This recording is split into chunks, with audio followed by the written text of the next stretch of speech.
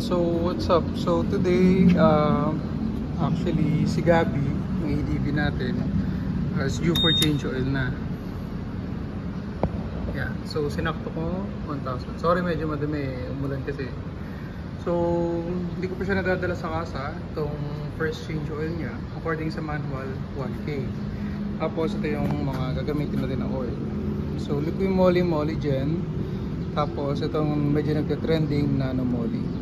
So again, so for is first change oil, ito ang papalit natin. Pero measure muna natin kung gaano kadami yung natira sa first na change oil. Yan. So sa change oil, ano ba mga need mo? Well, besides sa oil, magpapalit natin tayo ng gear oil. Kasi mura lang naman to. So as much as you can, palitan nyo na lang din every mag-change oil kayo. Pero actually sa manual ang nakalagay, i-replace nyo lang to every after 2 years. Pero since kakatapos lang ng break-in period, first 1,000 kilometers ni Gabi, so palitan na lang din natin. So sa change oil ang kailangan mo na tools para sa ADV, PCX, Click 160. Pero I think ADV PCX lang. So 17 para yan dito. Yan, so may casa markings pa. Then 12mm para yan dito sa gear oil, tsaka yung sa drain bolt dito sa baba, 12mm. Tapos ito, itong 17 na o-ring para yan dito. Kasi pag binubuksan to, syempre of course, nawawala yung parang pinaka-suction, pinaka-seal. So ang nangyayari doon, parang nagkakaroon ng leakages. Tapos ito naman, yan, 12mm washer. Pampalit natin yan sa washer dito. So ito, recommended ko lang din na i-replace. So, kasi magkano lang to eh, mura lang din to. Para every after change oil nyo, mas maganda yung lapa. Yan, so i-check na lang natin kung ilan yung nabawas or kung ilan yung matitira sa first change oil ni Gabi. Tapos of course, pliers yan, para yan dun sa dipstick mamaya. Okay? Optional lang din na magkaroon ng 12mm na combi wrench para, well, para lang din dito. Ayan.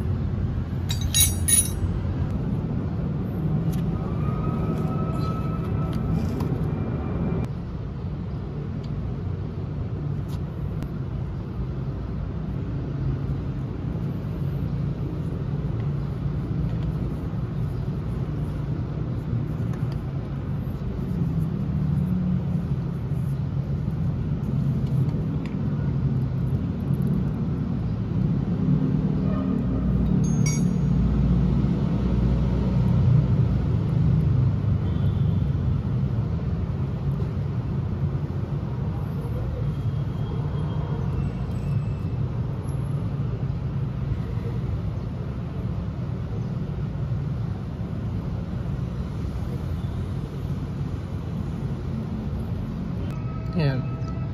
Ayan. So itong mga strainer yan, nilinisin niyo yan.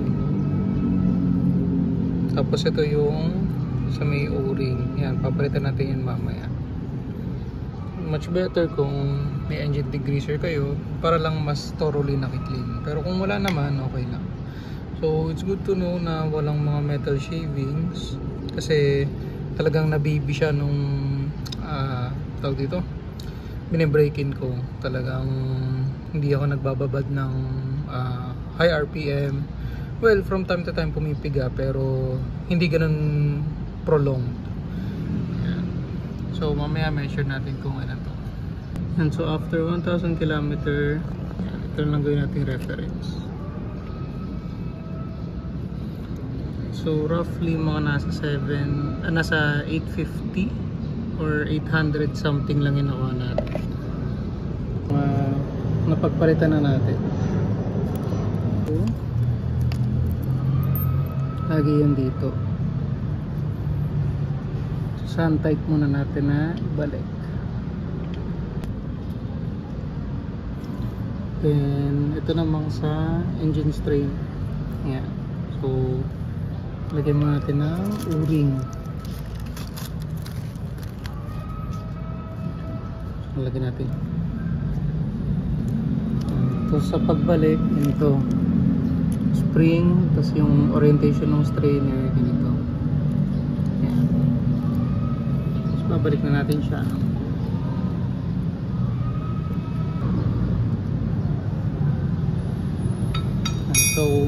Gano'n lang muna. Mamaya natin medyo ipitan. Kasi check pa natin mamaya lahat yan.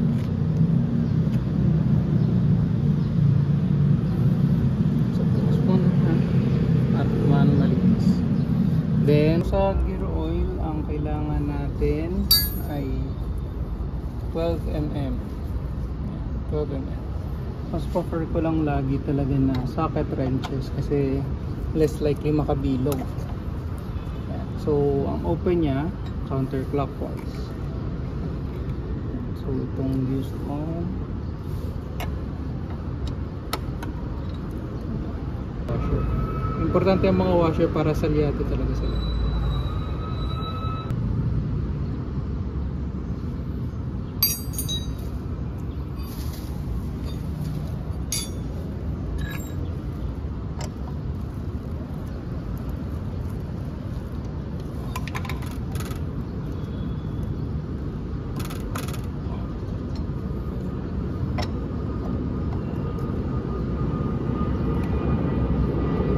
Ilalagay natin na gear oil would be ito. So mas prefer ko lang talaga ang gear oil ng genuine kaysa sa mga aftermarket kasi pag minsan pag sobrang lapot, although maganda din naman, especially may isa akong gear oil na gusto ko masubukan before, later on siguro yung K-Works kasi maganda talaga yung mga reviews niya. Pero ito muna gagamitin natin sa first change ng gear oil niya. So ito ay tawag dito 120 ml lang ang ilalagay natin yan. So lahat lang ng contents ito.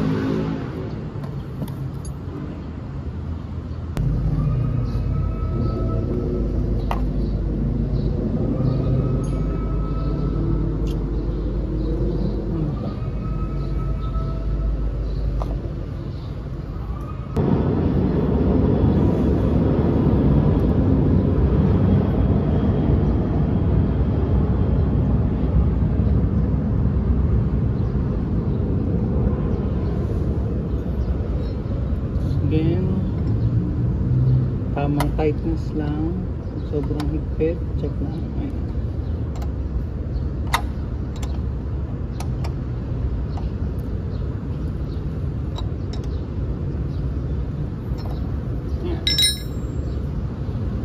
So pag higpit ng mga bolts, laging huwag sobra. Kumbaga, pag na-hand tight nyo na, hand tight muna, ibig sabihin nagaganto nyo muna, tsaka nyo gagamitan ng mga tools. So itong mga to dapat hindi sobrang lakas ng pagkahigpit nila. Para ito, ayan 17, ayan o, nagagalaw pa.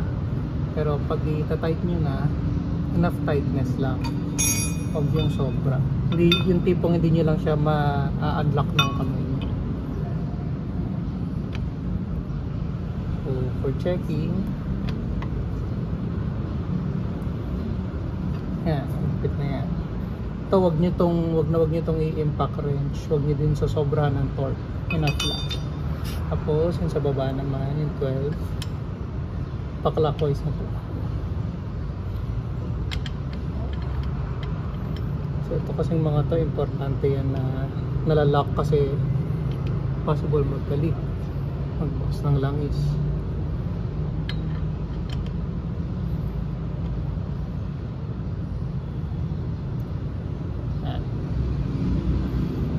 So nalock na natin maputi, hindi sila matatanggal. So punasan lang, check for leakages. Tapos lagay na tayo ng engine oil at additives. So according sa manual tsaka sa dipstick, kung mapapansin niyo sa ATV natin, may nakalagay kasi doon na ang engine oil niya lang is 750. 750 yun kapag dito ko lang sa bolt na to nag-drain. 850 naman kapag kasama tong strainer. So nasa manual yan. Ayan, kitang kita oh, nakalagay na. So ang gagawin natin is lalagay tayo ng, pagmimix na natin to, since pagmimix naman sila, so may kita natin sealed yan, sealed parehas.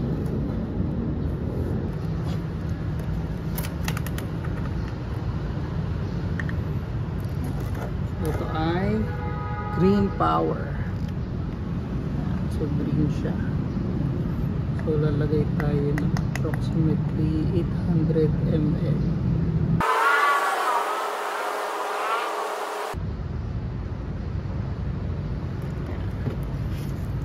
Check lang natin. Yan, 800 ml. Kasi ang sabi dito, yan, per 800 ml or 1000 ml at 60 ml. So 60 ml to ng nanomole. So yun, add natin sa kanya. So yan, sealed ko. Kasi nakikita ko hype na hype to why not try it since first change oil naman. Para ano, kasi itong ADV natin, itetest natin talaga to according to manual sana, pero yun nga, iba-iba kasi ang riding conditions. Yung manual kasi, nandun lang naman yun for reference ng, kumbaga, kapag casually mo lang siya ginagamit. Ito kasi, itong ADV ko, pang daily ko na to So, of course, iba-iba naman ng road conditions sa araw-araw. And from time to time kasi, sa mga next series ng videos natin, mag-upgrade tayo ng panggilid, possible na pipe. Kumbaga, kung ano yung mga nagawa ko sa mga dalawa kong motor dati, hindi na gagawin ko sa kanya. So yan, so natanggal natin yung tape, lagyan na natin siya. So sealed.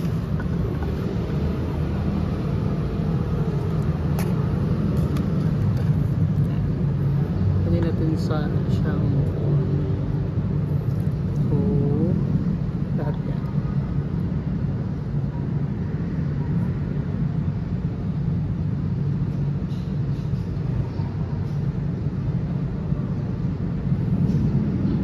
So titingnan natin yung performance nito, kung gaano ba talaga kaganda ang nanomole, bakit siya sobrang high. So ang panglalagay natin na embudo, dapat yung may strainer.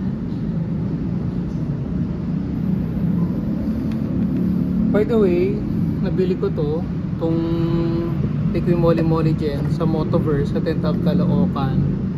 Tapos ito actually, nung pauwi na ako, may nadaanan ako na shop na nagbebenta nitong nanomole. So ito, dalawa kasi napagtanong akong shop, isa 180, yung isa 200 pesos.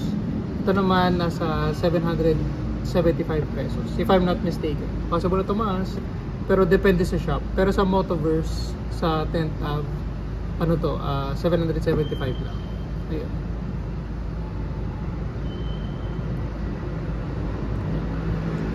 So yan na ang ating German power. Kasi ito, kiniklaim nito is from Germany siya. Then Liquimoli is a German brand. So lagay na natin. So remove muna yung dipstick para hindi kayo nalilito kung 800 ba or 750. Nakalagay 750, actually 0.75 liters.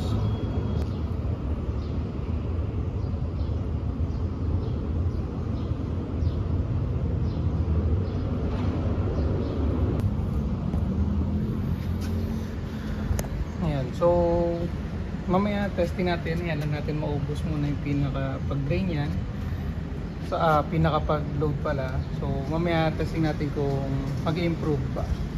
So we all know sa mga 160 models ng Honda, PCX, ADV, click siguro. Pero pag inon nyo siya, medyo ma-vibrate, maingay.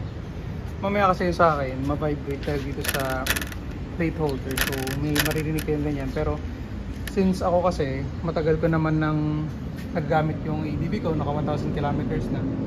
Give or take, medyo tanda ko na yung tunog niya. So mamaya makikita ko may improvement pa talaga. And so may change oil prompt pa. So kaka 1,000 lang, kaka-change oil lang natin. So paano pa tanggalin yan?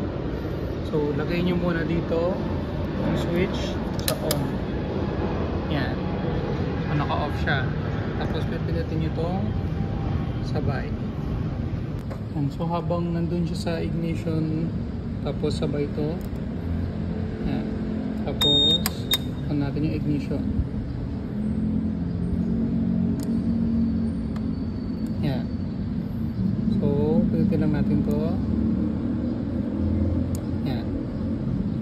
So yun na, nawala na yung oil change prompt. So tapos on natin. Yan. Okay. Yan. So ito na yung tunog ng engine niya. After natin mabuksan, after natin ma-change oil with liquid moly gen saka nano moly. And so significantly, I mean, comparing it sa unang start, medyo mas tahimik na siya.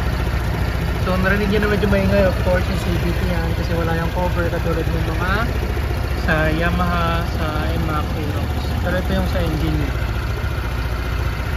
Let's compare natin after 3,000 km kasi 3K yung palit natin.